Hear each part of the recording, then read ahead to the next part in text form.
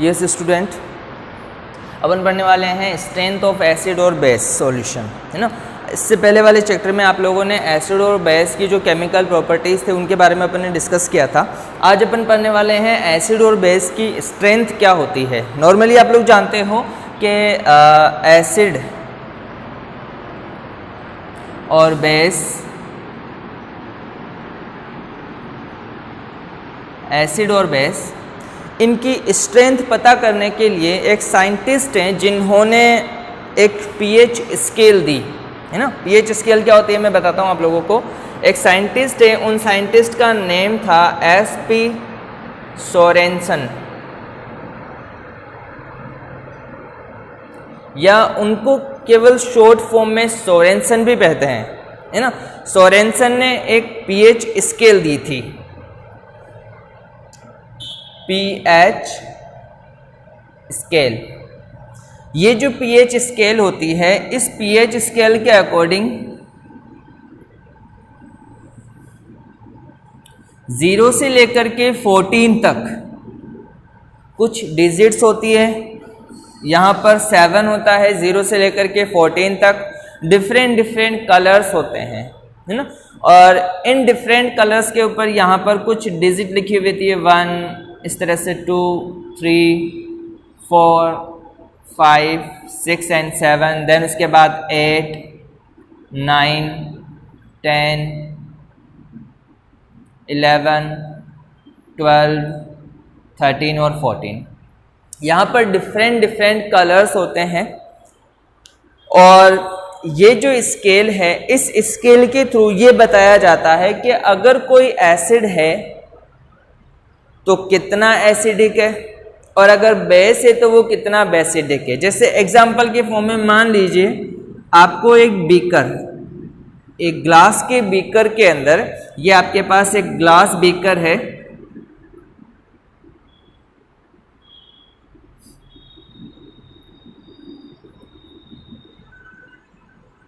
इस glass beaker के अंदर आपको एक सॉल्यूशन दिया गया है।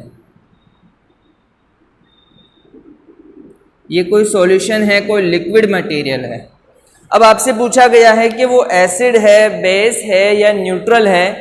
आपको इसको डिटरमाइन करना है, आपको फाइंड करना है। तो इसके लिए आप लोग क्या करते हो, लेबोरेटरी के अंदर जो पीएच स्केल होती है, नॉर्मली क्या होता है उसे अपन पीएच स्ट्रिप भी बोलते हैं, स्ट्रिप, ठीक है। तो ये जो पीएच स्केल है, उस पीएच स्केल को अपन क्या करते हैं, जब इस सॉल्यूशन के अंदर डिप करते हैं, डिप करने के बाद, जैसे मान लीजिए आपके पास एक पीएच स्केल है, उसे जैसे ही आप डिप करते हो, डिप करने के बाद उसे जब बाहर निकालते हो, बाहर निकालने के बाद इनमें से कलर मैच करते हो कि कौन सा कलर ये शो कर रहा है। मान लीजिए वो जो मैच करता है कलर वो 4 वाली रेंज का है, तो आप ये कहते हो कि ये जो सॉल्यूशन है वो कौन सा है, एसिडिक सॉल्यूशन है, ठीक है ना। और इस एसिडिक सॉल्यूशन की पीएच कितनी आई है, 4, ठीक है। तो यहां से आपको ये पता चला कि एक तो होता है एसिड और एक होता है बेस। तो यहां से लेकर के 0 से लेकर के 6 पॉइंट समथिंग तक, 6.2, 6.3, 6.4, 5, 6, वहां तक की जो डिजिट होती है या 6 तक की जो डिजिट होती है, इसको अपन बोलते हैं एसिड, जिनकी पीएच रेंज, ये क्या है, पीएच रेंज है। अगर किसी की पीएच रेंज 0 से लेकर के 6 तक है तो वो क्या कहलाते हैं, एसिड कहलाते हैं। इसी तरह से अगर किसी की पीएच रेंज जो है 8 से 14 तक है तो ऐसी पीएच रेंज वाले क्या कहलाएंगे, बेस कहलाते हैं, ठीक है। तो आपको ये पता चला कि एसिड जो होते हैं इनकी पीएच कितनी होती है, 0 से लेकर के 6 तक की पीएच शो करते हैं। इसी तरह से जो बेस होते हैं वो 8 से लेकर के 14 तक की पीएच को शो करते हैं, ठीक है। तो यहाँ पर ये जो 7 होता है, इस 7 को अपन क्या बोलते हैं, ये जो 7 होता है, इस 7 को अपन कहते हैं न्यूट्रल। यानी ये एक न्यूट्रल है, ना तो ये एसिडिक है ना ही ये बेसिक है, ना ही तो एसिड की तरह शो कर रहा है बिहेवियर को और ना ही बेस की तरह अपने बिहेवियर को शो कर रहा है। तो यहाँ पर अगर किसी की pH 7 होती है तो वो क्या कहलाता है, न्यूट्रल कहलाता है ना। तो यहाँ पर आपके पास 3 टाइप की रेंज आ जाती है। फर्स्ट रेंज जो होती है pH रेंज 0 to 6, तो ये तो क्या कहलाते हैं, एसिड, ठीक है। देन उसके बाद अगर pH रेंज जो है, अगर pH रेंज 8 to 14 है तो वो क्या कहलाएंगे, बेस कहलाते हैं। और अगर pH जो है वो 7 है तो वो क्या कहलाते हैं, न्यूट्रल कहलाते हैं, ठीक है। अब यहाँ पर एक बात यह है कि जिस तरह अपन इस तरफ जाते जाएंगे, जैसे जैसे अपन pH स्केल में लेफ्ट हैंड साइड की तरफ आते जाएंगे, वैसे वैसे एसिडिक जो बिहेवियर है या जो एसिडिक स्ट्रेंथ है वो इंक्रीज होती जाती है, ठीक है। तो यहाँ पर मैं ये कह सकता हूँ कि अगर कोई एसिड जिसकी pH कितनी हो, 0 हो, 1 हो या 2 हो, तो ये एसिड क्या कहलाएंगे, स्ट्रॉन्ग एसिड कहलाएंगे। इन एसिड को अपन बोलते हैं स्ट्रॉन्ग एसिड। जिनकी pH 0, 1, 2 तक होती है वो स्ट्रॉन्ग एसिड कहलाते हैं। नॉर्मली 1 और 2 तक की भी बात नहीं आती है, 0 तक जो pH शो करने वाले सॉल्यूशन होते हैं वो स्ट्रॉन्ग एसिड कहलाते हैं। अब स्ट्रॉन्ग एसिड के कुछ एग्जांपल्स मैं आप लोगों को बता रहा हूं, जैसे HCl हाइड्रोक्लोरिक एसिड, इसी तरह से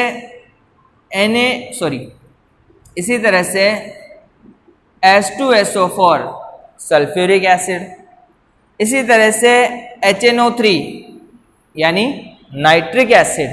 ये जो तीनों एसिड हैं, hydrochloric acid, sulphuric acid and nitric acid, इन तीनों की pH 0 के आसपास होती है, 0.1, 0.2, 0.3 ऐसे हो सकती है, ठीक है ना। तो ये जो एसिड हैं वो स्ट्रॉन्ग एसिड कहलाते हैं, ठीक है।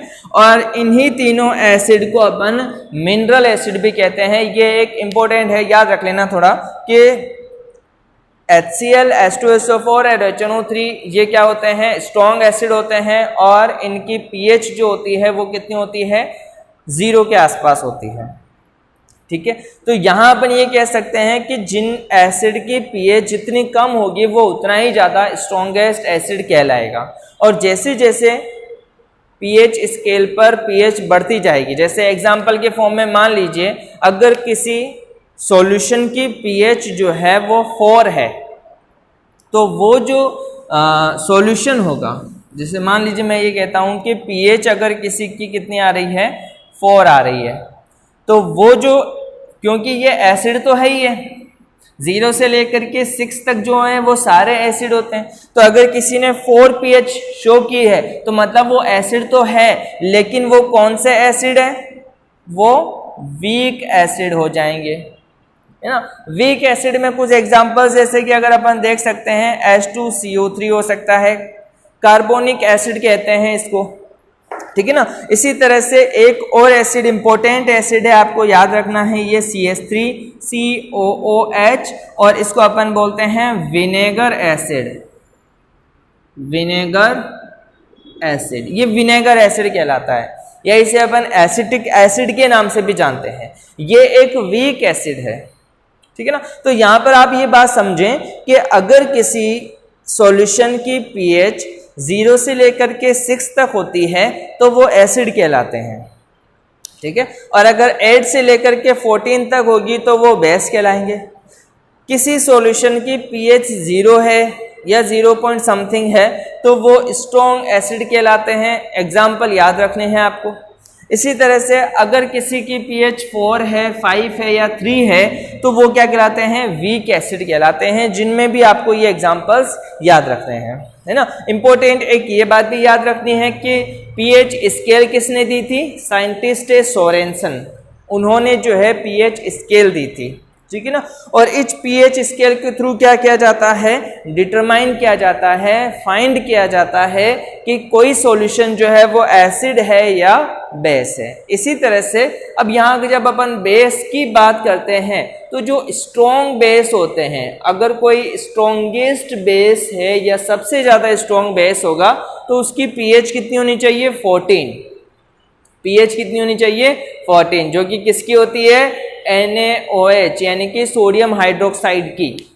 इसकी पीएच जो है वो 14 होती है। अगर किसी की पीएच 8 है 9 है तो वो क्या हो जाएंगे बेस, लेकिन कौन से बेस वीक बेस। और अगर किसी की पीएच 14 है तो वो क्या कहलाएंगे स्ट्रॉन्गेस्ट बेस कहलाएंगे और उसकी पीएच कितनी होनी चाहिए 14।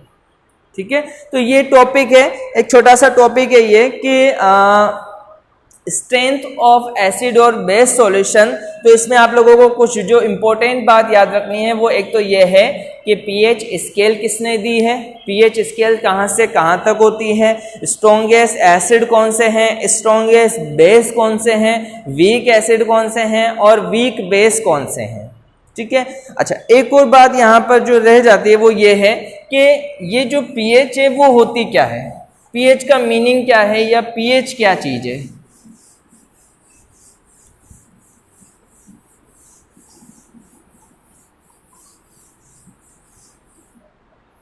पीएच को डिफाइन करने के लिए अपने पास एक छोटी सी सिंपल लैंग्वेज है, क्योंकि जब अपन बहुत ज़्यादा डीपली इसके बारे में अभी नहीं पढ़ेंगे। 11th क्लास के अंदर बहुत ज़्यादा इसके अंदर आता है, 11th साइंस के अंदर, केमिस्ट्री के अंदर। लेकिन अभी जो है आप लोगों को बस ये याद रखना है कि पीएच इक्वल्स टू होता है negative logarithm of H+ ion,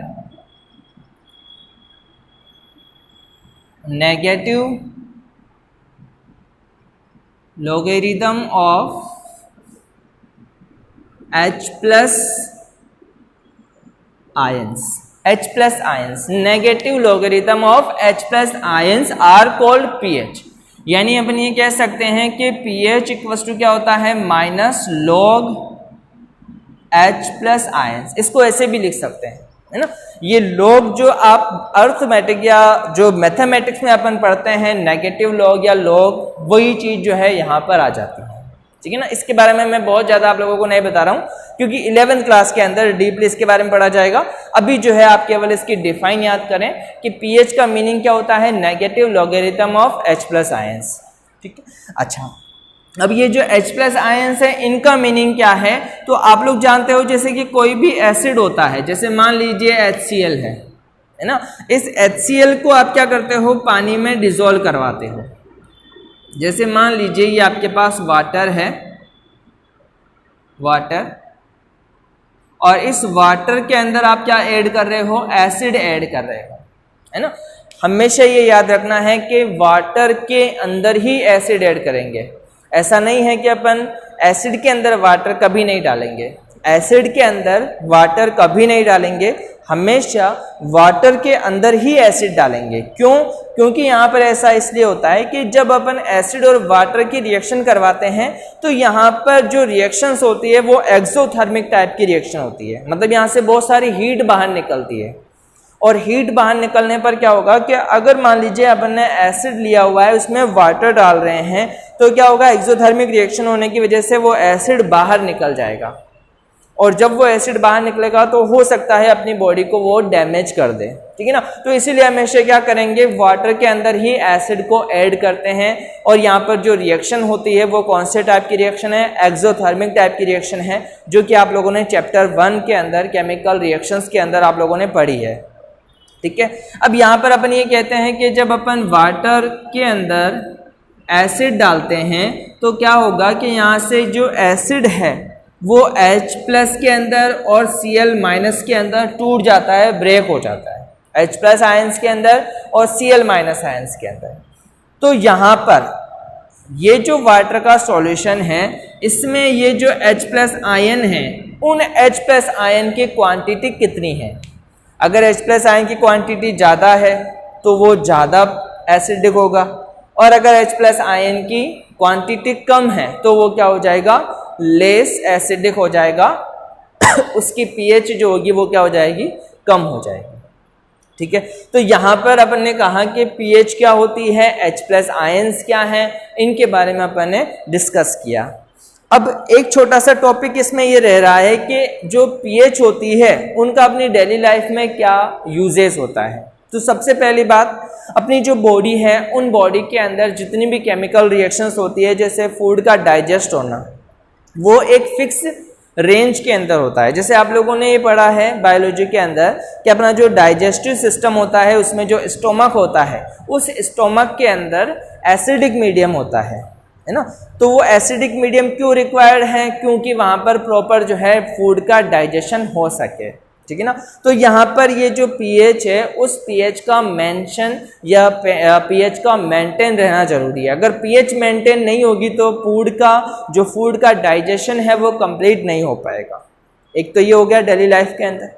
इसके अलावा जैसे अगर मान लीजिए आपको कभी स्टिंग या आंत काट लेती है ना, तो उस टाइम पर क्या होता है, वहाँ पर आपके उस जगह पर आपको जलन महसूस होती है, ठीक है ना। लेकिन अगर वहाँ पर आप लोग कोई बेस यूज़ ले लें तो धीरे धीरे वो क्या होती है, जलन वापस ख़त्म हो जाती है। इसी तरह से जो अपने माउथ होते हैं, अपना जो माउथ है, माउथ के अंदर टूथ डीके हो जाता है। टूथ डीके का मतलब ये होता है कि जब अपन फूड खाते हैं, फूड खाने के बाद क्या होगा कि अपना फूड जो है वो कहीं ना कहीं अपने टीथ के अंदर इकट्ठा हो जाता है, जमा रह जाता है, ठीक है ना। और फिर वहाँ पर बैक्टीरिया जो है वो ग्रो करने लग जाएंगे, और बैक्टीरिया जब ग्रो करेंगे तो वो एसिडिक मीडियम प्रोवाइड करवा देंगे, और फिर एसिडिक मीडियम होने की वजह से क्या हो जाएगा, धीरे धीरे टीथ के चारों तरफ जो है वो येलो टाइप का हो जाएगा, और धीरे धीरे जो है टूथ जो है वो डीके यानी कि गिरने लग जाएंगे। तो ये भी जो है पीएच के ऊपर डिपेंड करता है, टूथ डीके भी, ठीक है ना। चलो ये सारे टॉपिक्स हैं कुछ पीएच स्ट्रेंथ के बारे में, या जनरली जो है अपनी एवरीडे लाइफ के अंदर जिस तरह से यूज में आते हैं, ठीक है। नेक्स्ट टॉपिक जो है या नेक्स्ट लेक्चर के अंदर इससे आगे अपन डिस्कस करेंगे। Okay, thank you.